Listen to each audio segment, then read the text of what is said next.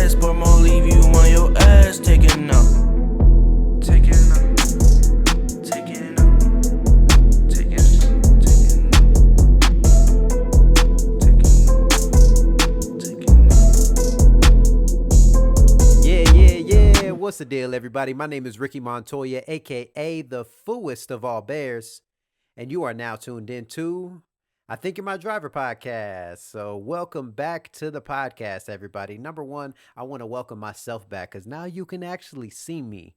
So, shout out to everybody who has been tuned into the podcast lately. This has just literally been an audio only podcast for the last, I don't know, maybe month or so. And I initially had the idea with this as showing up as myself on camera with the audio. But, life happens.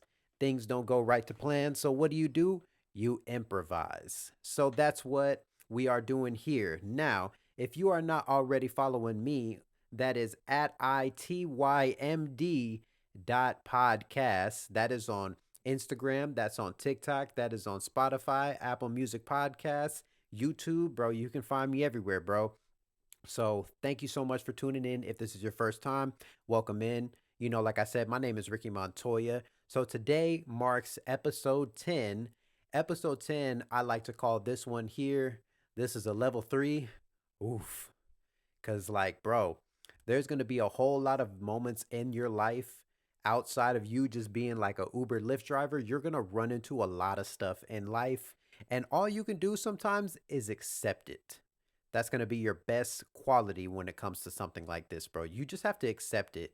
You either go for it or you don't, bro. All right, so just to get right into this episode. So basically, working on phone lines when it comes to you working a job like that, especially when you are like taking in calls and whatnot as a customer service representative, bro. There's only a couple of phrases that can open up a lot of those conversations. Number one, probably everybody's favorite if you are answering phones. Hey, I'm calling in because I want to speak with the supervisor. Really? Really? Okay. So, of course, naturally, when somebody else is going to take over for you, there's probably a good 78% of us on this planet, including myself, who are like, you know what? Let me go get that other person for you. But what I've also learned to realize when it comes to doing this type of stuff, you also should have an idea of what is going on. That way, you can actually properly transfer this person over and not let them get blindsided. So, I'm like, okay, sir. Well, I can definitely assist with that. Can I get a little bit of information on what's going on so I know what I need to transfer over to the person who's going to take over? And he goes, yes, sir. So he gives me the story. Apparently, what it was is there was some kind of mishap with his delivery. Something I got damaged, needed to be rescheduled, typical, regular. But he was upset because he feels like nobody accommodated him, right? Rich people problems. And so he's like, I mainly just want to complain because I feel like I wasn't accommodated well in the way that I was expecting to. So that's all I want to know. It's nothing against you. It's just I feel like the previous person who helped me did not accommodate me better or try to meet us in the middle. Just kind of, hey, this is what it is. This is what I have. So just want to submit that feedback. So calling over to the line, I'm like, man, let me go ahead and get a supervisor on this, right? I'm doing my due diligence, man. So I go and reach out, I get somebody on the line, and as soon as this phone call begins, I can already feel how much she is really not wanting to deal with this, or honestly, probably not on the shift, which I do not blame her, bro. And she takes a call, she introduces herself. Oh, hey, my name is whatever. Yeah, that's my name. And I'm like, okay, nice to meet you. My name is Ricky. I'm like, all right, so here's the scenario. I'm like, so the person is not necessarily having an issue, but basically, this is the mishap that happened with the delivery here. And now the member is calling in specifically requesting to speak with the supervisor because they have a complaint. And that was the longest amount of silence I've ever had on the phone. And it was so awkward because now, like I said, as soon as I jumped on the line, I could already hear in her tone that she probably wasn't already feeling the best. And then I put that cherry on top for her to let her know, like, hey, I got something stupid. Can you take over for me? But it's just like one of those things when you have to put the ball in their court and say, hey, can you help me? Or how should I go about this? How should be a better way that I can handle this to make it easier for both you and I, you know? So because of the silence on the other side of the phone, I literally was like, yeah, I picked the ball back up. So, like, yeah, I know, like, I had this member, they called and I just kind of re explained it, but gave like additional details and whatnot. And I'm like, really, the only reason why I called is because they specifically requested to speak with the supervisor. That's the only reason why I called in here. And she goes,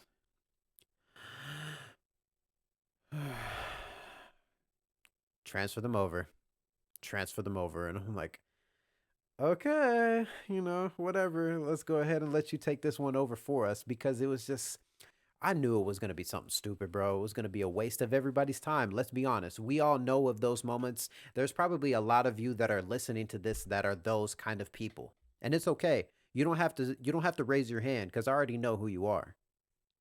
Yeah, I'm talking to you. So, like, one thing that you really just gotta find a better way to be the middleman and communicating with people. Now, giving a call back to one of the previous episodes that I had, one of the key points that I did say is nothing is awkward unless you make it awkward. So this situation was absolutely completely awkward. And there probably wasn't going to be a whole lot that I was going to be able to do, but I knew all I had to do was just say, hey, I have this person. They're requesting this. Help me out. That's really all I had to do. So nothing could have really been awkward.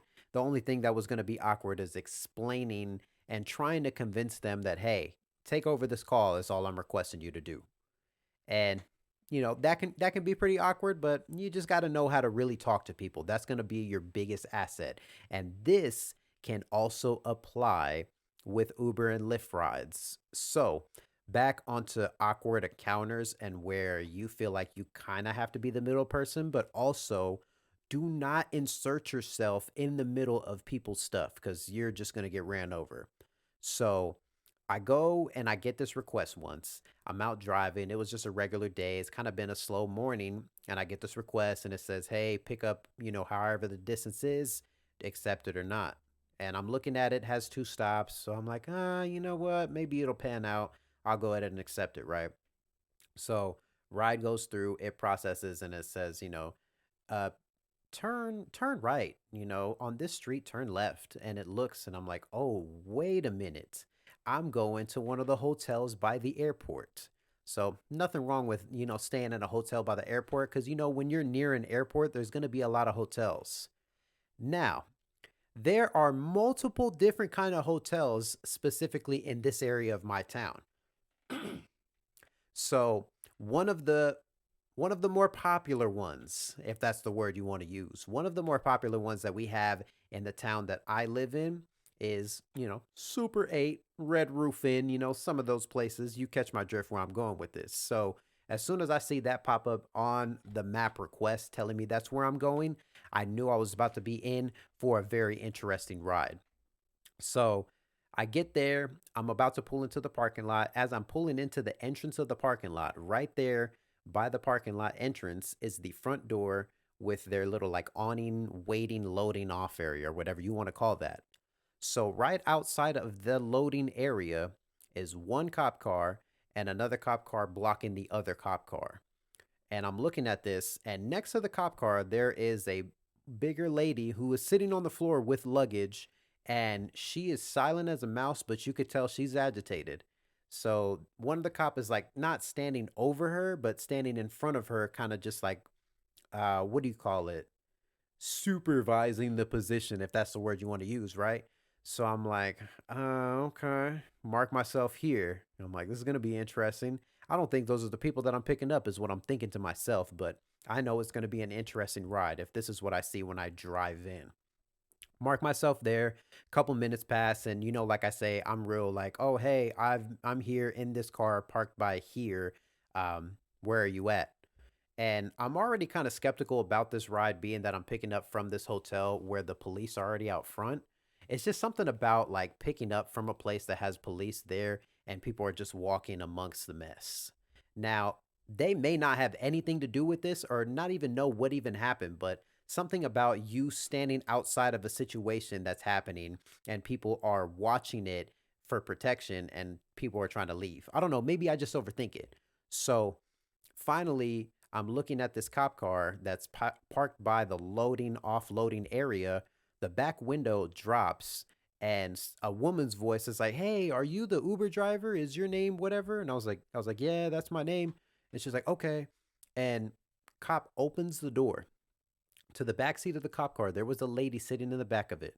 Like I said, a lady is sitting on the curb with a bunch of bags. There's another lady inside of the cop car. Asks me if I'm a Uber driver, and I confirm. And then the door gets open, and she gets released from custody, right? And so they're like, "Oh, I'm sorry, my phone died, but I did see what kind of car it was, so I'm glad that I was paying attention. Can you just open the trunk for us?" I'm like, "Yeah, of course." So I open the trunk, and the police are helping them load their bags into the trunk of my car. And like I said, lady sitting on the curb, she looks agitated. She's very quiet. She just gets directly into the car on the passenger rear. The other lady is talking to the police officers. She's thanking them, whatever. Have a nice day, being polite as fuck. So they both get in the car. Both of the car doors close. You could just feel the tension as soon as they got in the car. So we're pulling out of the parking lot. And, like I said, she was like, "Man, thank you so much for this. Like, I know my phone died. I know it looks a little crazy. It's been a crazy morning here. So, thank you for waiting for us." I'm like, "Yeah, no problem, whatever." And she literally, "And next time, whenever police are involved, you shut the fuck up and you don't say shit if you ain't got shit nice, nothing nice to say." And I'm like, "Bruh, what the fuck just happened?" And they just start going at it, fool.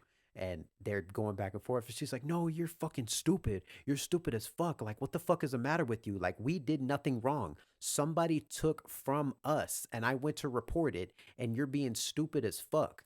And she's like, "What you don't understand is the police got called, which I was trying to avoid and just getting the stuff back, but the police had to be called, and I was trying to be as nice as possible to them because I am on probation." She was like, "If they run my name, I'm going to prison. I'm going to prison. So all I ask of you is if we get in a situation like this and police come around, shut the fuck up, especially when people are trying to be nice to you, bro." She is leaning in on this girl, bro. And the girl is like, I mean, all I know is like we're supposed to be these people, and like the way how I grew up, we're not supposed to talk to cops, because if you talk to cops, you a snitch." And she's all like, "What the fuck are you talking about? You sound stupid as fuck. Like, the situation is because I got something stolen from me and I went to report it to the manager of the hotel, and they were not going to do shit. So, of course, what are they going to do? They're just going to call the police and let them handle it. So, what do I have to do? I have to put my fucking big girl pants on and talk to these people as a regular person to man the situation and make sure they don't sit there and try to write out paperwork, because the moment they run my name, I would have went to fucking prison. So it's not going to help with you talking shit to him." And she's like, still on this whole, "Oh, I'm not a snitch. Like, what the fuck? What am I supposed to do, man? What am I supposed to do, right?"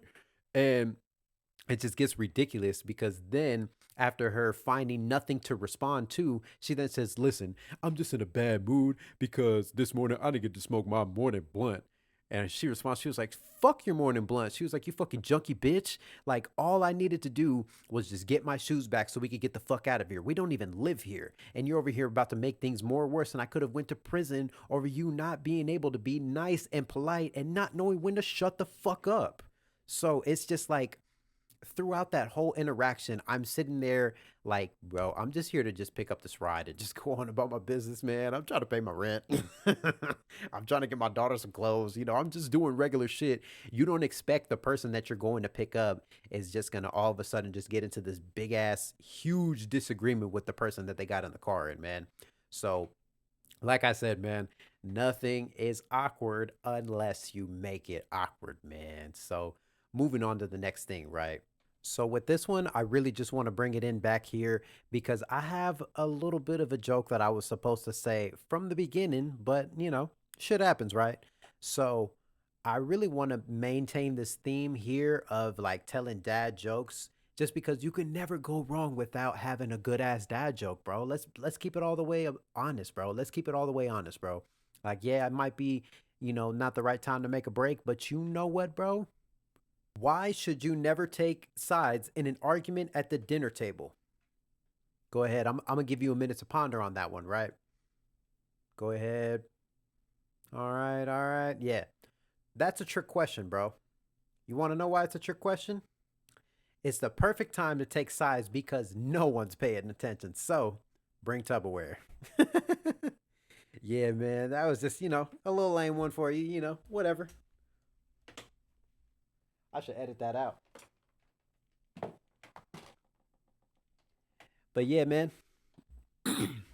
Yeah, that was just a quick little lame joke, man. I don't really care, bro. You know what? I find a lot of these dad jokes hysterical.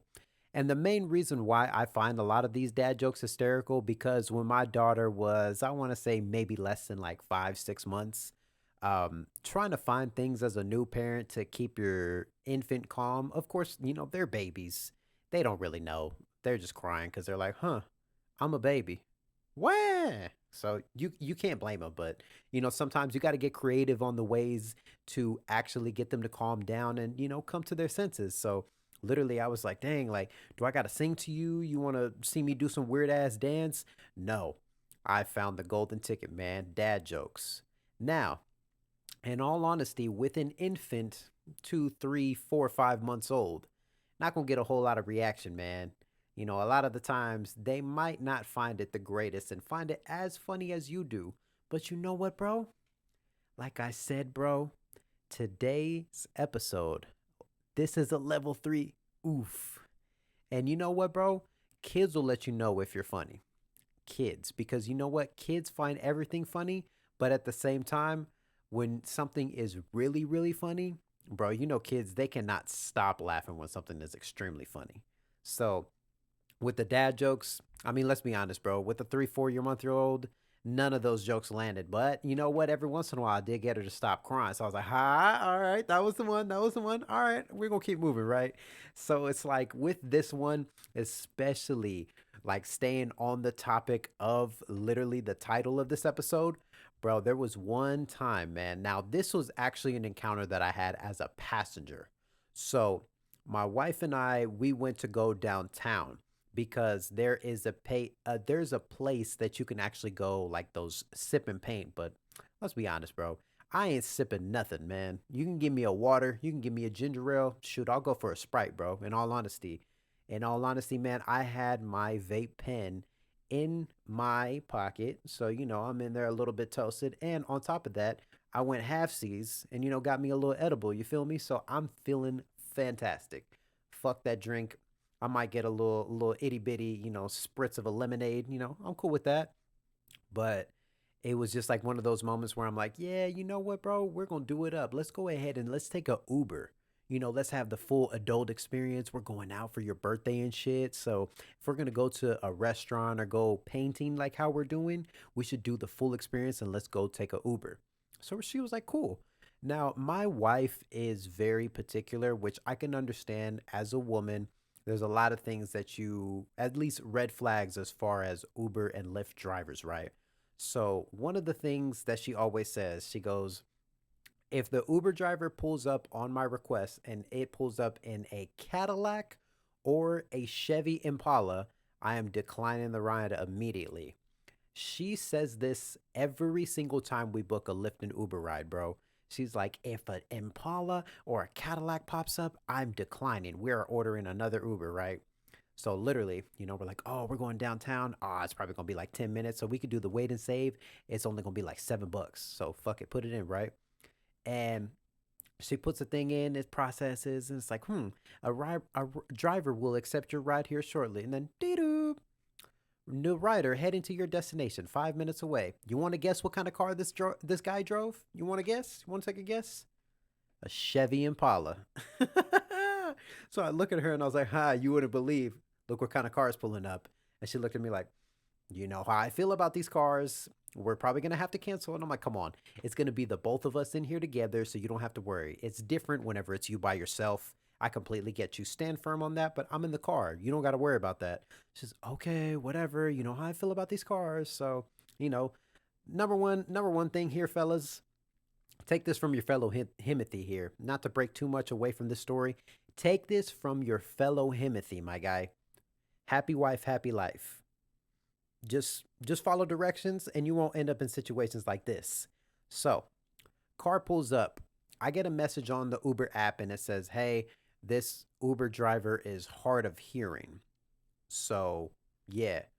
And that's a thing that I drivers do, but in my opinion, with this particular driver, I am a very strong opinionated guy that I feel like this guy just really didn't want to interact with people, which I get it. Not a lot of people who get jobs really like interacting with people. That's why we have warehouses and factories, right? But at the same time, I could have been completely wrong and just, being very insensitive or whatever. So, guy pulls up and, get in the car. I was like, "Hey, good evening to you." And he just nods his head and he gets in the car. Bruh, we didn't even fully close the door. And he pulls into the driveway across the street and barely pulls it halfway up the driveway and then slams it into reverse and then just starts going. And I was like, okay, so it's going to be one of those kind of rides, right? And so we're leaving out of our street. We have to go right. Now, no matter which direction you are leaving out of our neighborhood, whether you're going left or you're going right, you have to pass three stop signs. No, actually, I take that back. If you're turning right to leave our area going through the neighborhood, you have to pass through three stop signs before you get to a stop light. So, three stop signs. You want to take a guess how many stop signs this gentleman stopped at? You want to take a guess? He didn't stop at a single fucking stop sign, fool. Literally, bro. We get to our stop sign. He did like a quick little look left, halfway right, and then just gunned it, swinging the car right. And I was like, "Bro, what the hell?" And so she's looking at me and she just squeezes my hand immediately and she was like, "Are you sure?" And we get to the first stop sign and he does that quick little like roll and he sticks his little neck out. He's like, "Oh," took off. And I'm like, "Bro, what the fuck?" I'm like, "Bro, this place is like 7 minutes away. You don't got to drive like this." Is what I'm thinking to myself because I'm like, whatever. But, he's hard of hearing, right? So he literally gets to the second stop sign and same thing, a little rolling stop, looks left and right. And then literally a car was coming, like about to go. And he just like switched off of the brake and like stomped on the gas pedal, talking about, "Oh, you should have went. You should have went. You should have went." And I'm like, "Bro, what the fuck is this guy's problem?" Mind you, bro, we haven't even been away from our house for more than 2 minutes, 3 minutes at the max, bro. So we get down the street, we get to the stoplight, and the directions is telling him to go forward, to take it through the neighborhoods. I already knew he wasn't going to go forward, so I didn't say shit. He literally got to the stoplight, banged a mean ass right, and just started to go down the main road. And he's literally like swerving in between lanes, like cross, I want to say maybe two cars. And I'm like, "Bro, what the fuck is this guy doing?" And my wife is freaking out. Like she's just looking at me.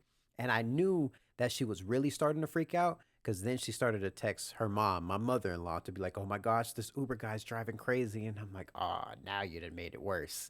Because it's like it's already a worry of us to have to get in the car with somebody else knowing that we're not the one controlling the vehicle. But then you also letting people know, "Oh my gosh, I got this going on." But I get it, being scared. Now we get on the freeway. He literally, bro, he got on the freeway, and as soon as he's merging, he gunned it, did about 75, crossed four lanes of traffic to get to the other side so we can merge on the freeway. And I'm just like, "Bro, what the fuck is this guy doing?" So he's driving like an asshole the entire way there, bro.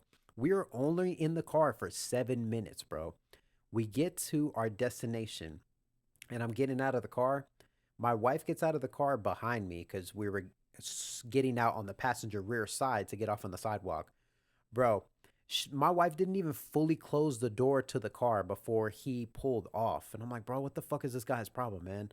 And she was like, "Can we just sit right here on the stairs for a little bit?" Because that was not expected. We were not supposed to deal with that. And I'm like, "You know what? You're right. Let's just take a moment." And she was like, "How are you not freaking out? Like I'm shaking right now. How are you so calm?"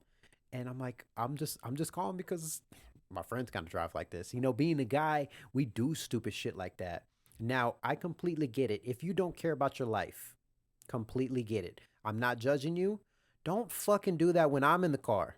Don't do that when I'm in the car, and don't do that when I'm in the car with my wife, bro. Like, don't care about your life any other day of the week, bro. Just in this very moment, bro, you could have done this at another time. Like, it was just one of those moments where I'm like, bro, what the fuck is your problem? Like, yeah, you're hard of hearing or whatever, but I'm very, very what do you call it? I'm very convinced that he just really just didn't like people and didn't want to pick up certain passengers. I mean, you could dig deeper and figure out what exactly it could have been, but we're on a podcast and people pick up on trigger words, so I'm just gonna shut the fuck up, man.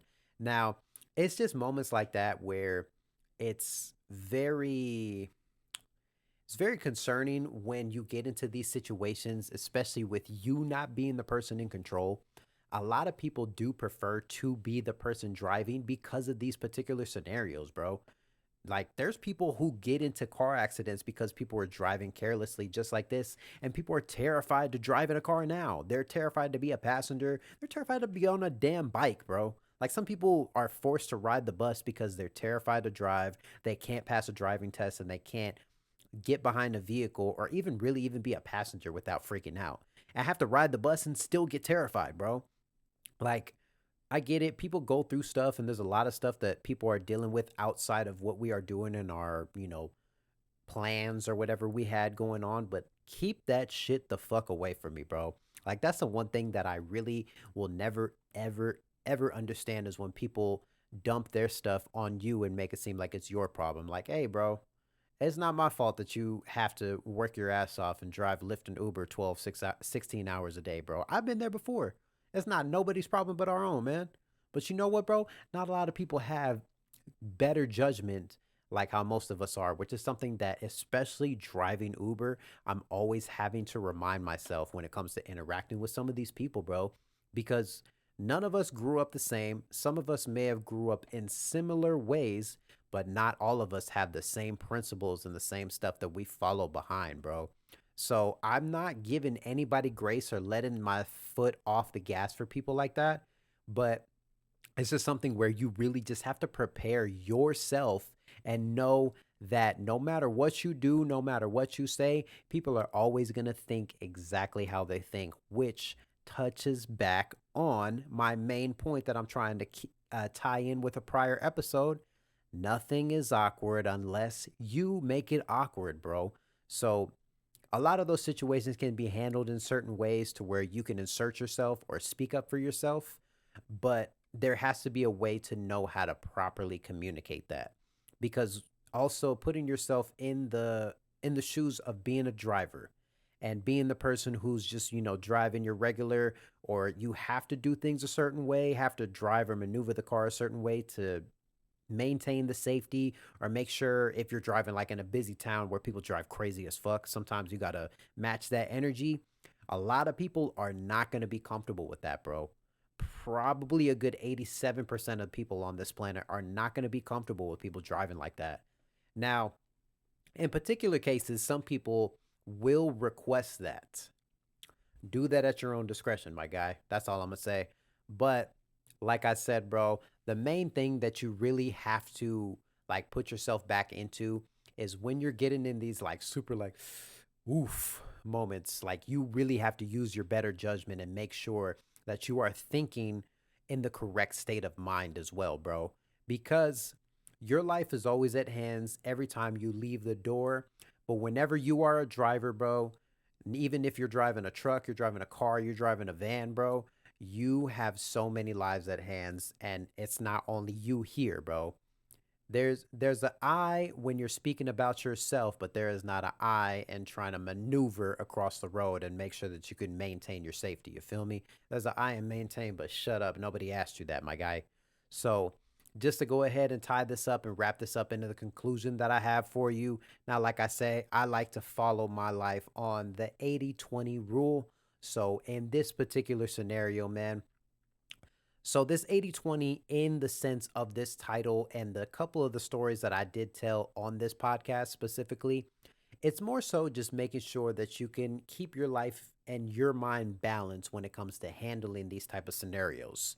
So, there are some people out here that actually will get into people's problems and absorb them for themselves and unknowingly know that they are doing that.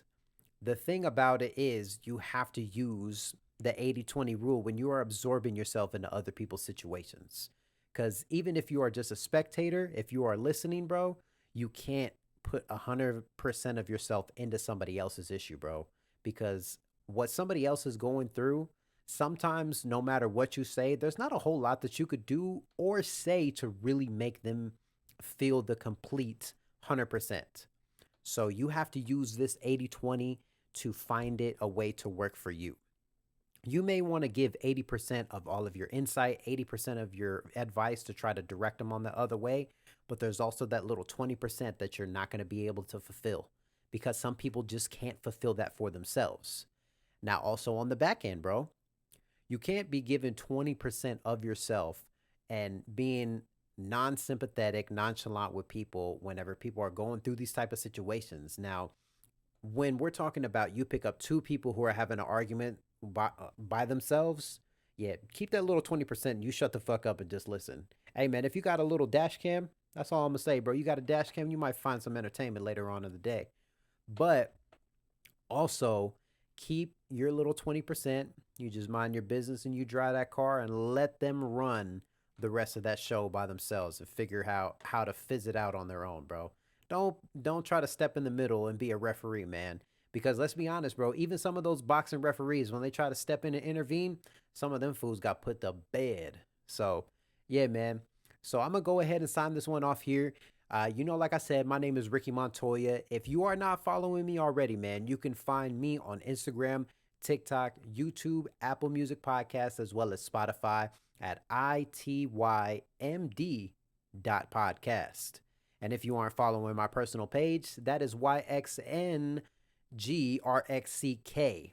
Once again, YXNGRXCK. That as well is on TikTok. That's on Instagram. You could probably find me on Facebook, and you could also find me on YouTube, bro. Shit, you might fuck around and find me up on Kick, man. I still might have that profile under that same little thing, man. So, shout out to little 17-year-old me, man. So I'm going to go ahead and sign this one off here. Like I said, my name is Ricky Montoya, a.k.a. the foolest of all bears. And thank you so much for tuning in to today's episode of I Think You're My Driver podcast. Damn, Ricky, another one? Damn, I hit that.